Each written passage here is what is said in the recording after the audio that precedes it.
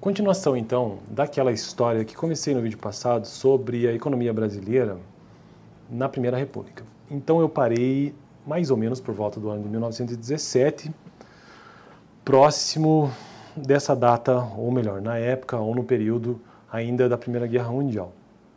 E aí havia um problema com os alemães, com situação de estoque em Santos. Vou até repetir esse último parágrafo do último vídeo para poder contextualizar um pouco aqui.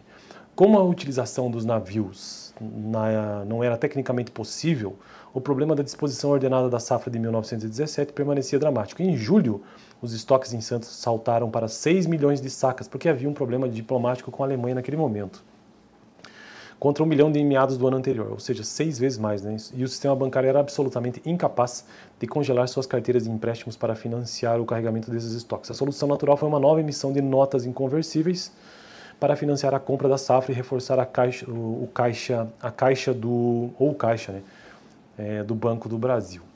Então, estou construindo uma playlist neste canal sobre história econômica do Brasil e resolvi construir essa playlist começando a partir da República, que não é o correto, na verdade é necessário começar desde o descobrimento, né? Entender a economia brasileira dessa forma, principalmente a partir dos seus ciclos, que eu sei que nem todos veem com bons olhos essa questão dos ciclos econômicos do Brasil, mas é uma boa maneira de entender a história econômica do Brasil, os ciclos da cana-do-açúcar, o ciclo dos minérios, o ciclo do café, que inclusive é deste período aqui da Primeira República, o ciclo do cacau também, o ciclo da borracha, enfim, vários outros, né? Hoje em dia a gente vive vários ciclos no Brasil, agrícolas principalmente, e é um país muito diversificado, não dá para considerar apenas por ciclos, né? Mas enfim, estou tratando então, como estou construindo essa playlist a partir do período republicano, ou seja, de 1889 em diante, e atualmente estou em 1917.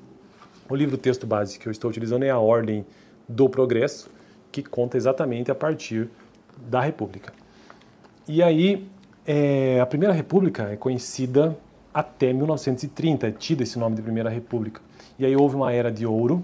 Essa era de ouro na economia brasileira durou até meados de 1913, ou seja, de 1900 a 1913, principalmente por conta da exportação e por questões externas também, mas aí com o advento da Primeira Guerra Mundial, a economia brasileira começou a ter sérios problemas, ou seja, o impacto da Grande Guerra, né, de 1914 a 1918. E hoje, então, vamos avançar mais que é o último parágrafo desse tópico, inclusive, sobre os adventos ou impactos da Grande Guerra, da Primeira Guerra Mundial. Em outro fronte, depois de meses de negociação, que até então o Brasil ainda não tinha lado, né? Parte da frota expropriada dos alemães foi arrendada ao governo francês, mas ainda permaneciam preocupações importantes.